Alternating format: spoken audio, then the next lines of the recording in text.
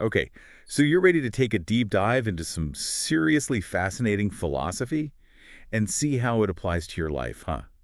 I think we got some pretty awesome material to work with. Oh, yeah. You sent us this podcast discussion about stoicism and Camus and even Osho's ideas about spirituality. Sounds like a mixed bag. It is, and there's that quote from Camus that really caught your attention. Which one was that?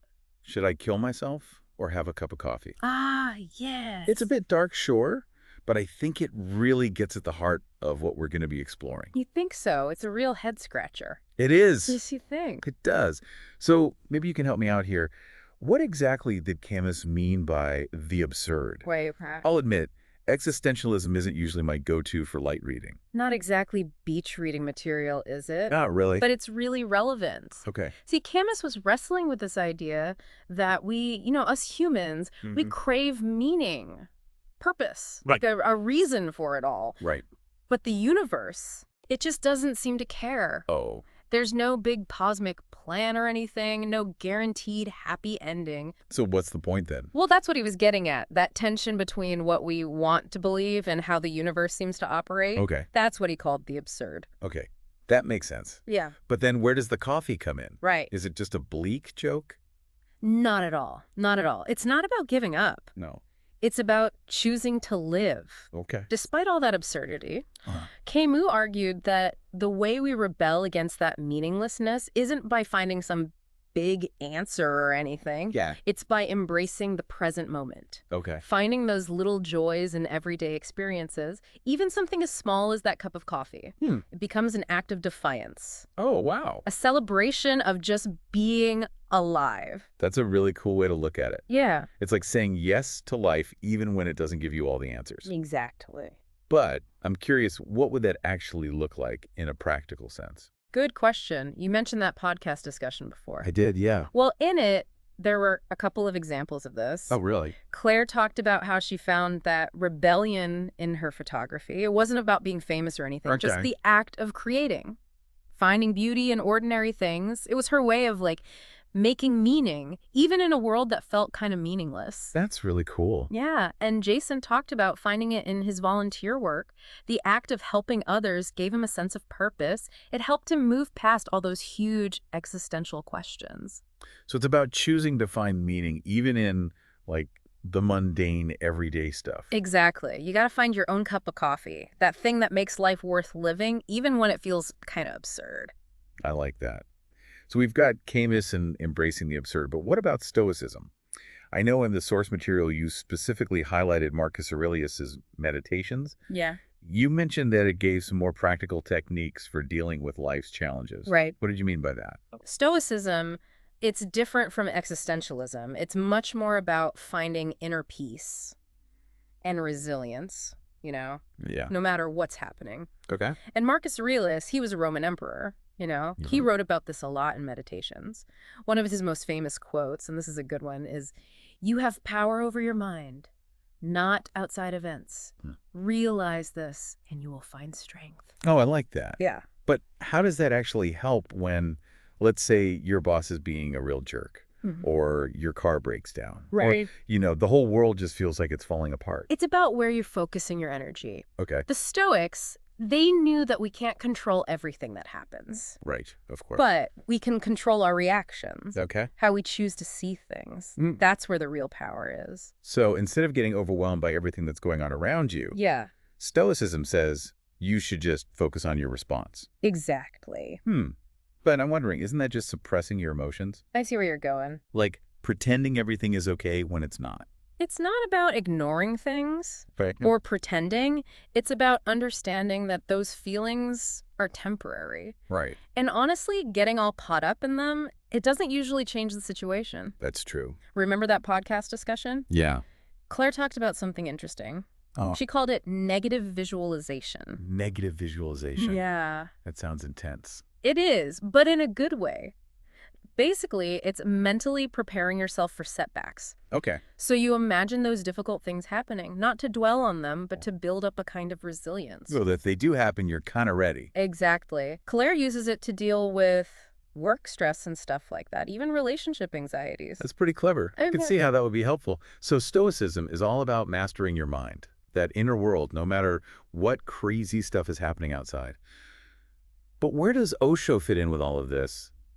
Because he seems to come from a very different place. He does. You're right. Osho's philosophy, it's a real shift from those more, stoic or existential approaches. Camus, he wants us to find meaning in a universe that doesn't really care. And Stoicism is all about mastering those reactions. But Osho, he focuses on embracing, all of life. Everything. The good, the bad, the light, and the shadow. Well, okay. That sounds a little bit more, I don't know, woo-woo than the other two.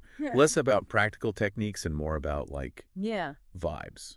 That's fair. Right. I think vibes might be oversimplifying it a little. Okay. His philosophy is really about celebrating life, experiencing it fully, and connecting with who you really are deep down. Okay. He was a controversial guy, for sure, but there's a lot of wisdom there, too. I can see that. But when he says celebrate life, what does he actually mean? Yeah. Because let's be real, not every moment feels like a party. He's not talking about being happy all the time. No. It's more about approaching life with a sense of openness, acceptance. You acknowledge the difficult stuff, but you don't let it, rule you. Remember that quote we talked about? The one about how life should not only be lived, it should be celebrated. I do. That's it right there. That's his philosophy in a nutshell. And in that podcast discussion, Mayer, she's a therapist, she talked about how Osho's teachings really helped her. She learned to find joy in small things, even when she was going through some really tough stuff. Like what kind of things? Like taking a walk in nature or listening to music.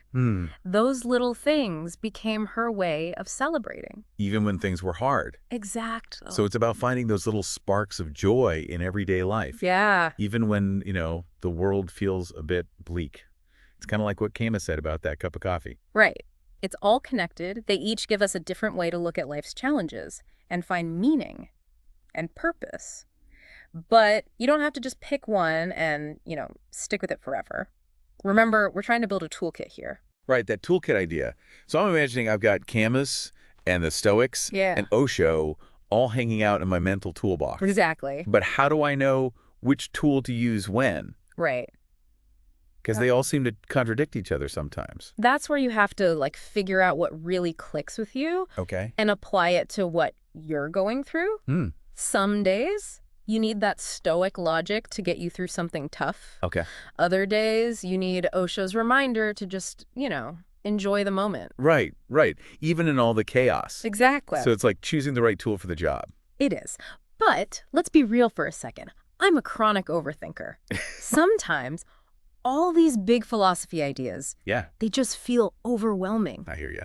Is it even possible to apply all this stuff in real life? It absolutely is. And that's self-awareness. Okay. That's a huge first step. Really? It's about recognizing your patterns and then trying out these different tools to see what works for you.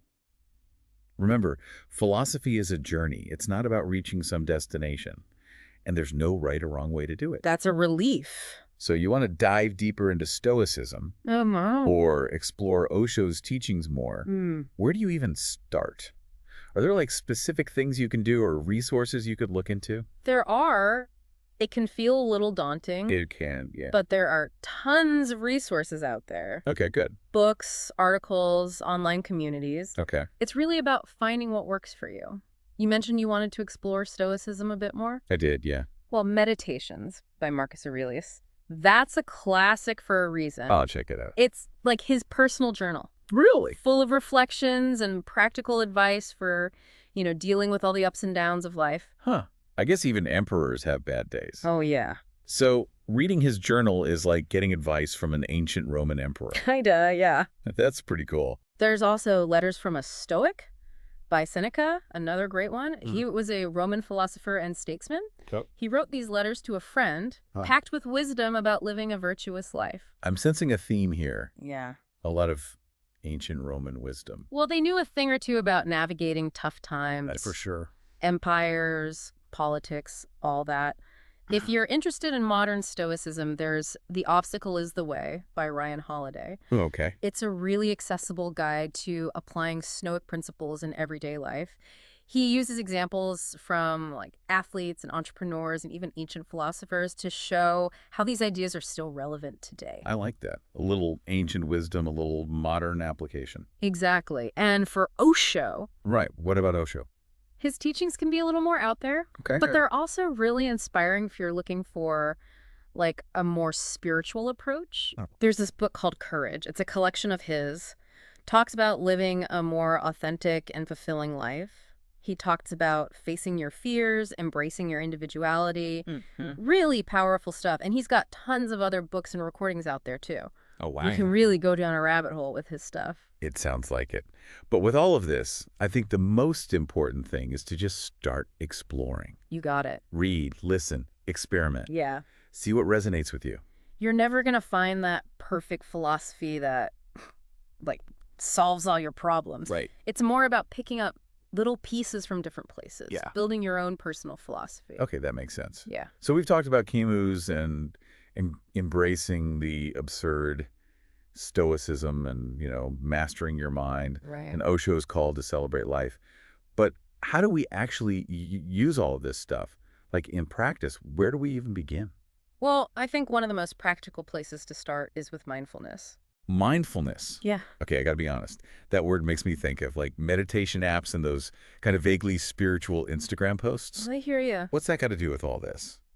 It's a lot more grounded than you might think. Really? Mindfulness, it's really just about paying attention to what's happening right now Okay. without judging it. It's noticing your thoughts, your feelings Yeah. as they're happening, Okay. but not getting swept away by them. So it's about creating some space between like me and my immediate reaction to stuff. You got it. That sounds kind of useful, especially for someone like me who can be a bit, well, reactive. Especially then. And that's where the stoicism comes into. Remember that idea of focusing on what we can control? I do. We can't always control those first thoughts and feelings, Right. but we can choose how we respond to them. Okay.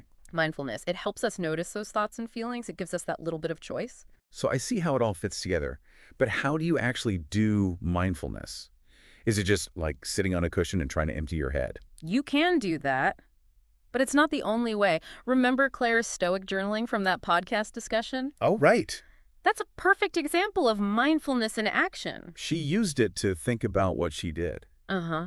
and like figure out where she could improve. Exactly. And that's the key, right? It's not just about noticing your thoughts. It's about using those observations to make like conscious choices Okay. about how you live your life. Yeah. And you can practice mindfulness anywhere, really. Walking, eating, even doing the dishes. It's just bringing that awareness to whatever you're doing. So it's like a mental workout, It is. building those awareness muscles. Exactly. Okay, I can get behind that. Mhm. But what about Osho's whole celebrate life thing? How does that fit into all this? Well, he reminds us that celebration doesn't have to be this big, dramatic thing. Right. It can be those little things, like really enjoying your coffee in the morning, taking a minute to look at a beautiful sunset, really listening to a friend when they're talking. It's about those little moments of joy and gratitude. Even when things are tough. Exactly. I'm sensing a theme here. It's like all these philosophies, they're all saying, be present, engage with life, instead of getting stuck in your head. You got it. Whether it's Camus' Rebellion, or the Stoics' focus on what you can control, or Osho's whole thing about celebrating life. Yeah. It's all about being present. Wow.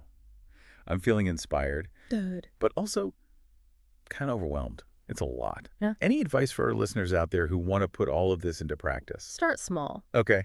Choose one thing that really speaks to you. Maybe it's journaling, or mindful walking, or just taking 5 minutes to appreciate something beautiful. Okay. The key is to do it consistently. You're not going to see changes overnight. Right. But trust me, those little acts of awareness, they can make a huge difference over time. And remember, it's not about being perfect. It's about trying and being kind to yourself along the way. Absolutely. Philosophy, it's a journey, not a destination. Yeah. And you don't have to do it alone.